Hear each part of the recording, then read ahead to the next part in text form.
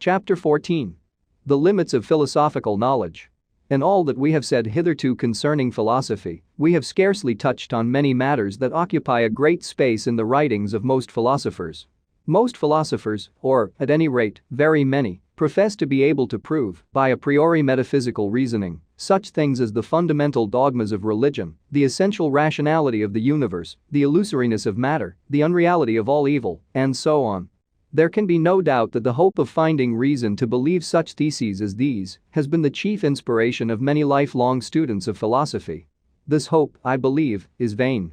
It would seem that knowledge concerning the universe as a whole is not to be obtained by metaphysics, and that the proposed proofs that, in virtue of the laws of logic, such and such things must exist and such others cannot, are not capable of surviving a critical scrutiny.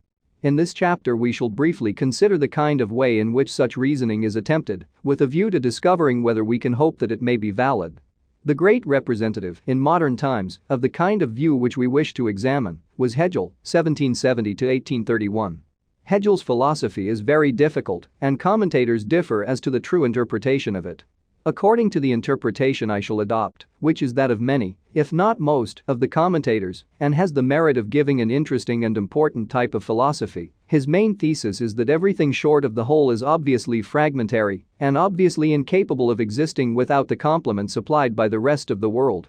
Just as a comparative anatomist, from a single bone, sees what kind of animal the whole must have been, so the metaphysician, according to Hegel, sees, from any one piece of reality, what the whole of reality must be, at least in its large outlines.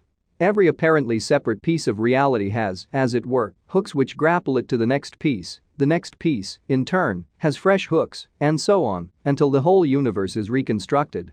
This essential incompleteness appears, according to Hegel, equally in the world of thought and in the world of things. In the world of thought, if we take any idea which is abstract or incomplete, we find, on examination, that if we forget its incompleteness, we become involved in contradictions. These contradictions turn the idea in question into its opposite, or antithesis, and in order to escape, we have to find a new, less incomplete idea, which is the synthesis of our original idea and its antithesis.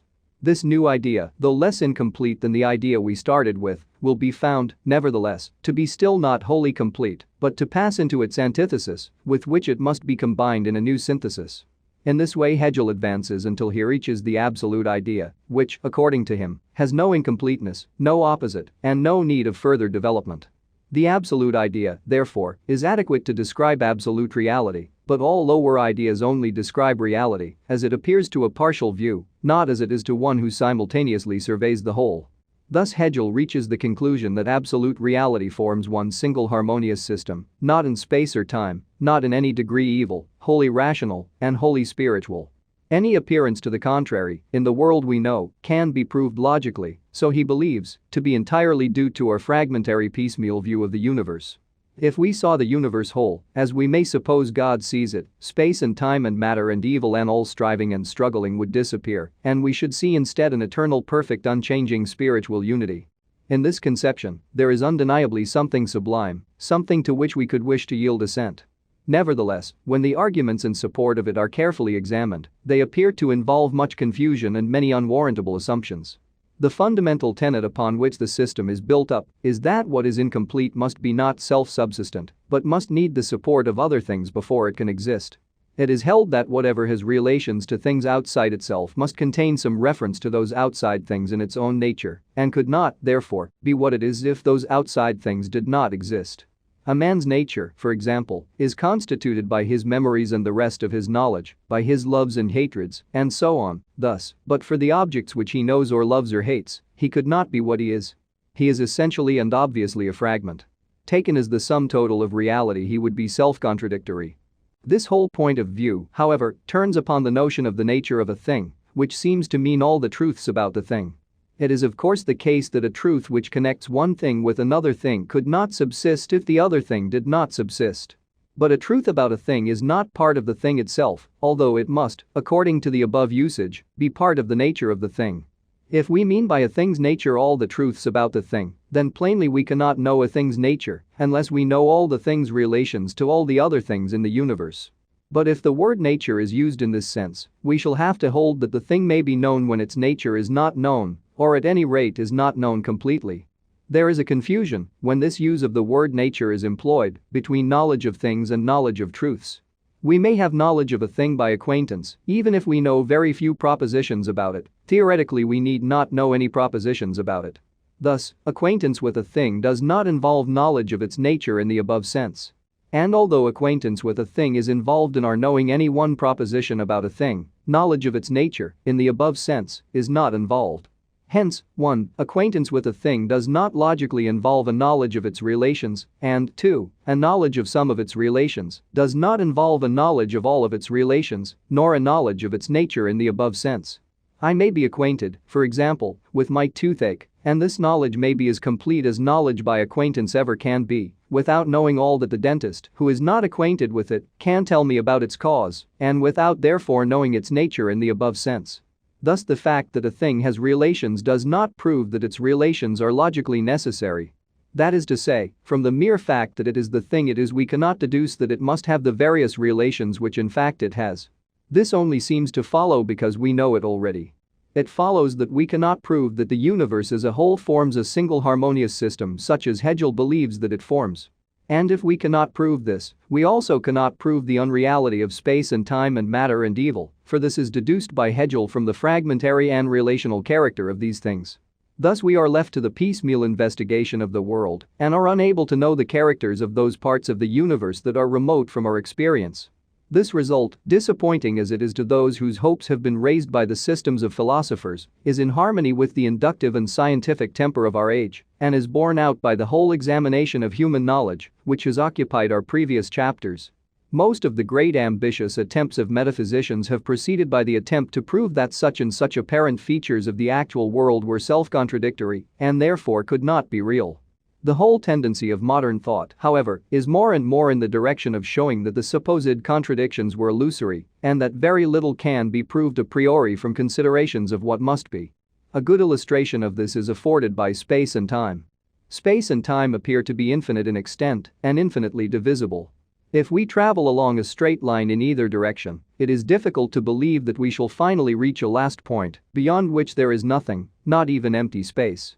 Similarly, if in imagination we travel backwards or forwards in time, it is difficult to believe that we shall reach a first or last time, with not even empty time beyond it. Thus space and time appear to be infinite in extent. Again, if we take any 2 points on a line, it seems evident that there must be other points between them, however small the distance between them may be. Every distance can be halved, and the halves can be halved again, and so on ad infinitum. In time, similarly, however little time may elapse between 2 moments, it seems evident that there will be other moments between them. Thus space and time appear to be infinitely divisible. But as against these apparent facts, infinite extent and infinite divisibility, philosophers have advanced arguments tending to show that there could be no infinite collections of things, and that therefore the number of points in space, or of instants in time, must be finite. Thus a contradiction emerged between the apparent nature of space and time and the supposed impossibility of infinite collections. Kant, who first emphasized this contradiction, deduced the impossibility of space and time, which he declared to be merely subjective, and since his time very many philosophers have believed that space and time are mere appearance, not characteristic of the world as it really is. Now, however, owing to the labors of the mathematicians, notably Georg Cantor, it has appeared that the impossibility of infinite collections was a mistake. They are not in fact self-contradictory, but only contradictory of certain rather obstinate mental prejudices. Hence the reasons for regarding space and time as unreal have become inoperative, and one of the great sources of metaphysical constructions is dried up. The mathematicians, however, have not been content with showing that space as it is commonly supposed to be is possible, they have shown also that many other forms of space are equally possible, so far as logic can show. Some of Euclid's axioms, which appear to common sense to be necessary and were formerly supposed to be necessary by philosophers, are now known to derive their appearance of necessity from our mere familiarity with actual space and not from any a priori logical foundation. By imagining worlds in which these axioms are false, the mathematicians have used logic to loosen the prejudices of common sense and to show the possibility of spaces differing, some more, some less, from that in which we live. And some of these spaces differ so little from Euclidean space, where distances such as we can measure are concerned, that it is impossible to discover by observation whether our actual space is strictly Euclidean nor of one of these other kinds. Thus the position is completely reversed. Formerly it appeared that experience left only one kind of space to logic, and logic showed this one kind to be impossible. Now, logic presents many kinds of space as possible apart from experience, and experience only partially decides between them. Thus, while our knowledge of what is has become less than it was formerly supposed to be, our knowledge of what may be is enormously increased. Instead of being shut in within narrow walls, of which every nook and cranny could be explored, we find ourselves in an open world of free possibilities, where much remains unknown because there is so much to know. What has happened in the case of space and time has happened, to some extent, in other directions as well.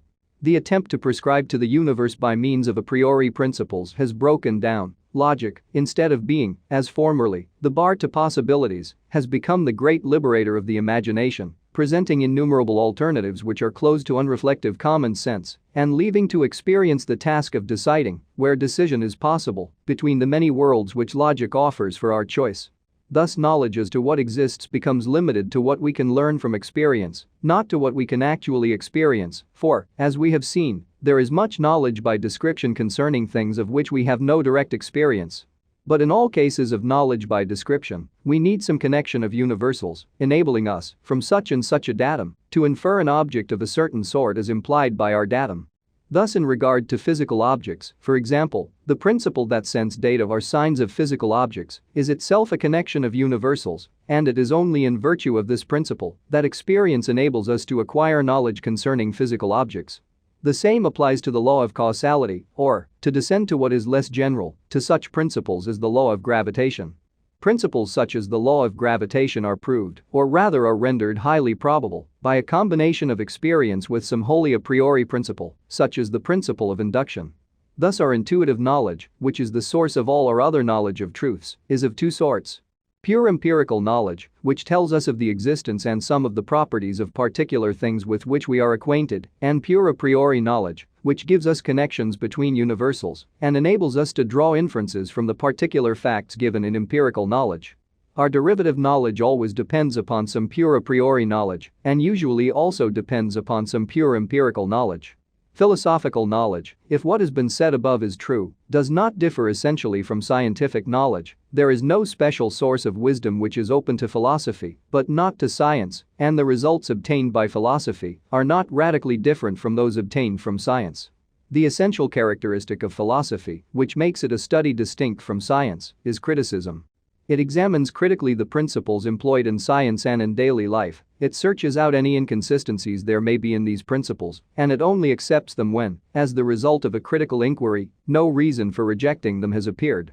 If, as many philosophers have believed, the principles underlying the sciences were capable, when disengaged from irrelevant detail, of giving us knowledge concerning the universe as a whole, such knowledge would have the same claim on our belief as scientific knowledge has. But our inquiry has not revealed any such knowledge, and therefore, as regards the special doctrines of the bolder metaphysicians, has had a mainly negative result.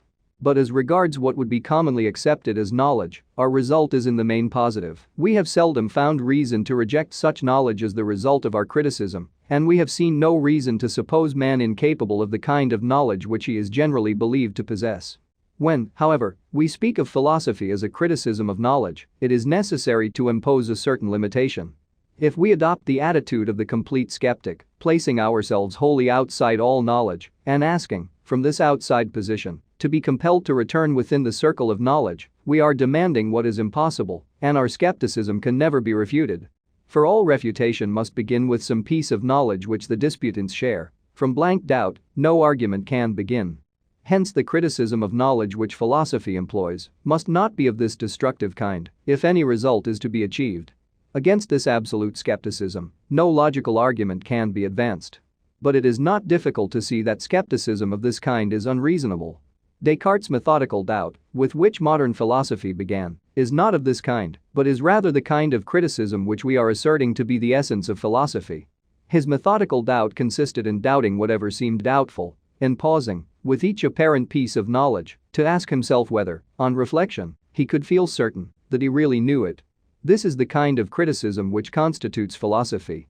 Some knowledge, such as knowledge of the existence of our sense data, appears quite indubitable, however calmly and thoroughly we reflect upon it. In regard to such knowledge, philosophical criticism does not require that we should abstain from belief. But there are beliefs Such, for example, as the belief that physical objects exactly resemble our sense data, which are entertained until we begin to reflect, but are found to melt away when subjected to a close inquiry. Such beliefs philosophy will bid us reject unless some new line of argument is found to support them. But to reject the beliefs which do not appear open to any objections, however closely we examine them, is not reasonable and is not what philosophy advocates. The criticism aimed at, in a word, is not that which, without reason, determines to reject, but that which considers each piece of apparent knowledge on its merits and retains whatever still appears to be knowledge when this consideration is completed. That some risk of error remains must be admitted, since human beings are fallible. Philosophy may claim justly that it diminishes the risk of error and that in some cases it renders the risk so small as to be practically negligible. To do more than this is not possible in a world where mistakes must occur, and more than this no prudent advocate of philosophy would claim to have performed.